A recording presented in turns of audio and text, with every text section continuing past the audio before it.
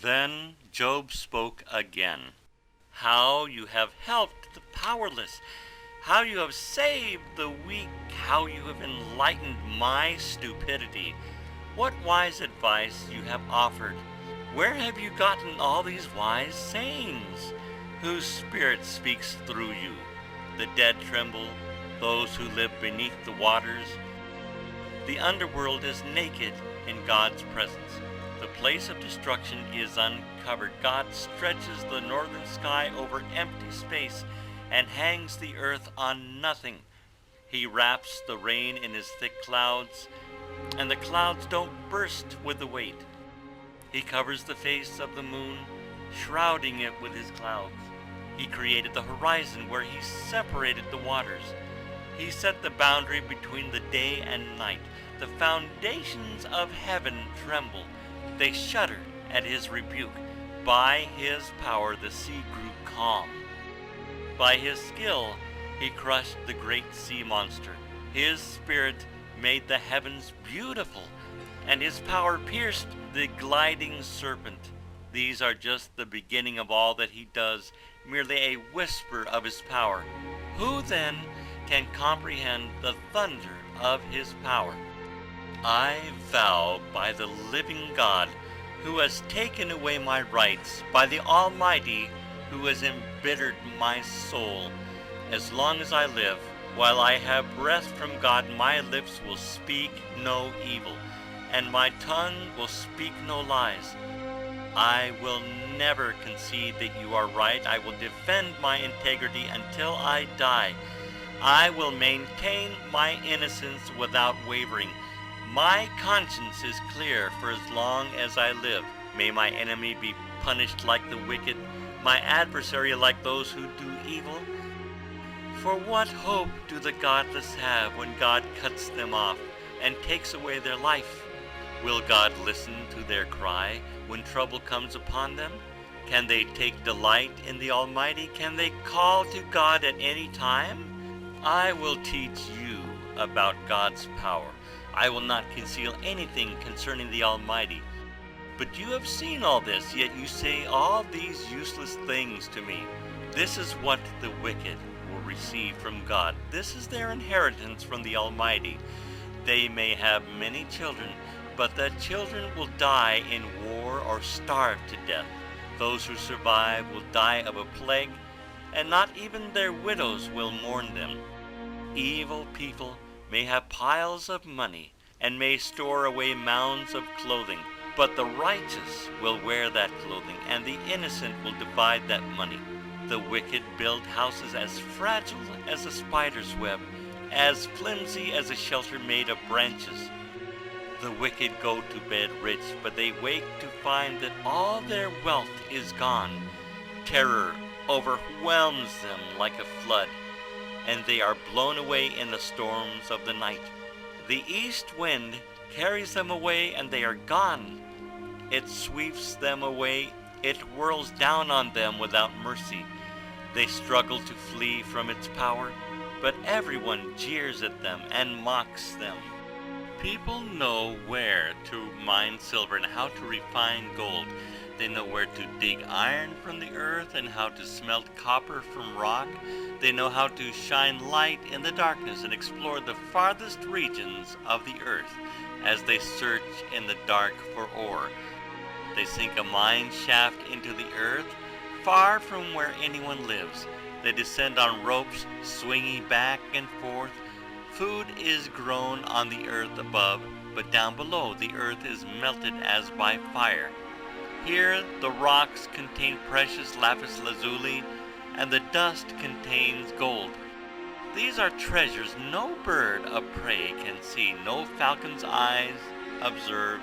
No wild animal has walked upon these treasures. No lion has ever set his paw there. People know how to tear apart flinty rocks and overturn the roots of mountains. They cut tunnels in the rocks and uncover precious stones. They dam up the trickling streams and bring the light to the hidden treasures. But do people know where to find wisdom? Where can they find understanding? No one knows where to find it, for it is not found among the living. It is not here, says the ocean, nor is it here, says the sea. It cannot be bought with gold, it cannot be purchased with silver. It's worth more than all the gold of Ophir, greater than precious onyx or lapis lazuli. Wisdom is more valuable than gold and crystal. It cannot be purchased with jewels mounted in fine gold. Coral and jasper are worthless in trying to get it. The price of wisdom is far above rubies. Precious peridot from Ethiopia cannot be exchanged for it. It's worth more than the purest gold. But do people know where to find wisdom?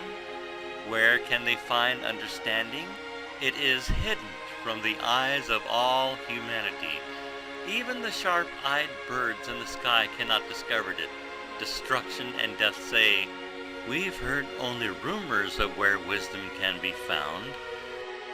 God alone understands the way of wisdom. He knows where it can be found, for he looks throughout the whole earth and sees everything under the heavens.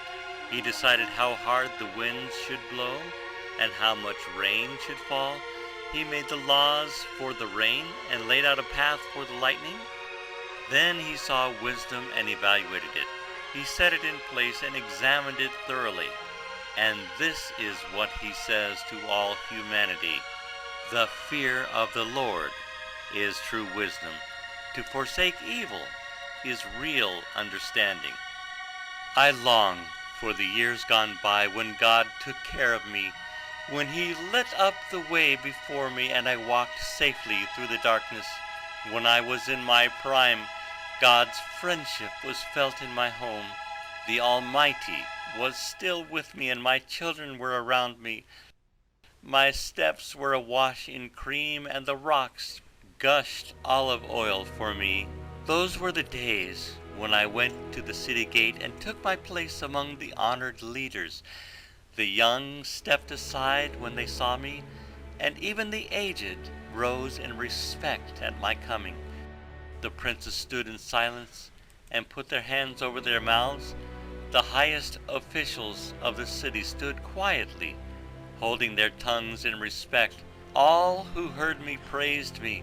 All who saw me spoke well of me, for I assisted the poor in their need, and the orphans who required help. I helped those without hope, and they blessed me, and I caused the widows' hearts to sing for joy. Everything I did was honest. Righteousness covered me like a robe, and I wore justice like a turban. I served as eyes for the blind and feet for the lame. I was a father to the poor and assisted strangers who needed help. I broke the jaws of godless oppressors and plucked their victims from their teeth. I thought, surely I will die surrounded by my family after a long, good life, for I am a tree whose roots reach the water, whose branches are refreshed with the dew. New honors are constantly bestowed on me, and my strength is continually renewed. Everyone listened to my advice. They were silent as they waited for me to speak. And after I spoke, they had nothing to add, for my counsel satisfied them. They longed for me to speak as people long for rain. They drank my words like a refreshing spring rain. When they were discouraged, I smiled at them.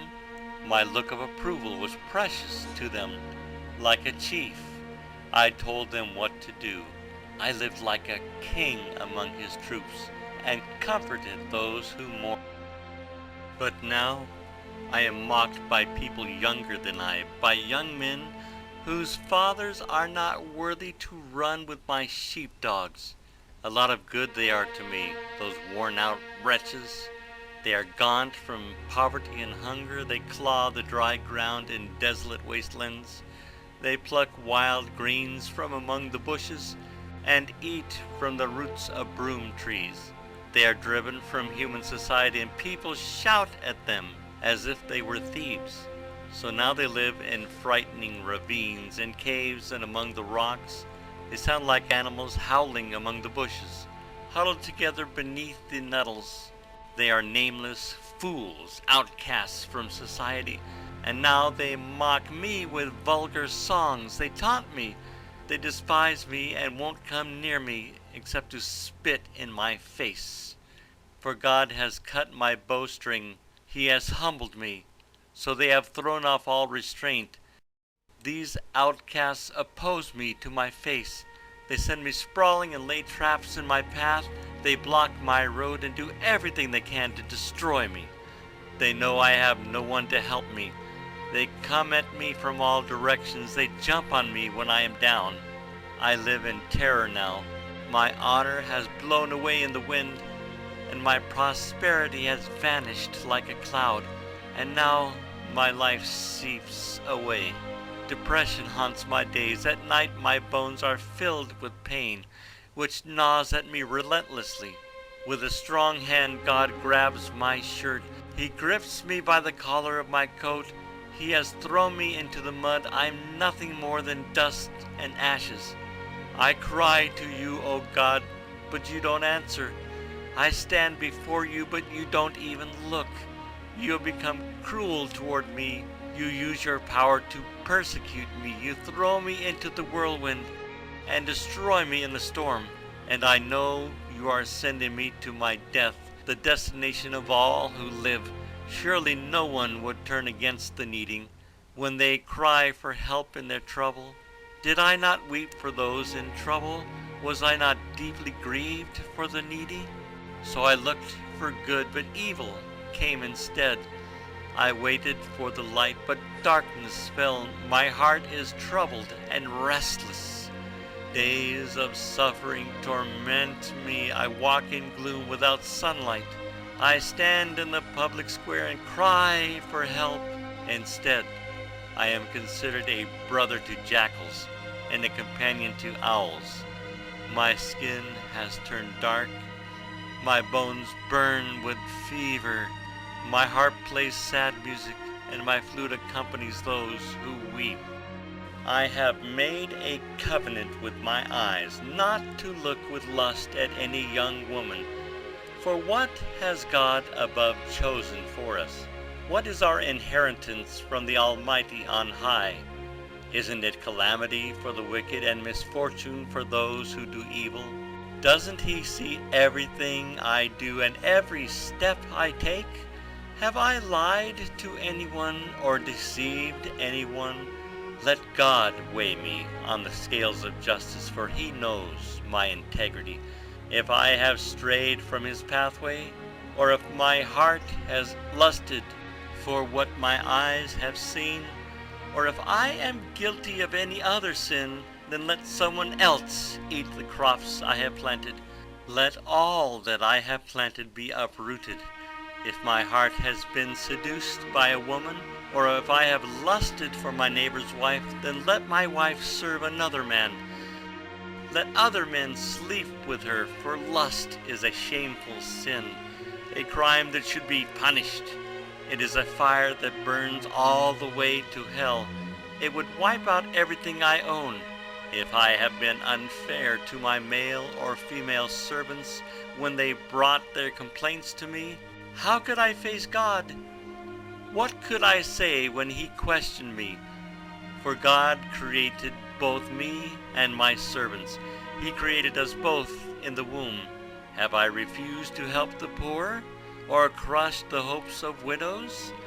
Have I been stingy with my food and refused to share it with orphans? No.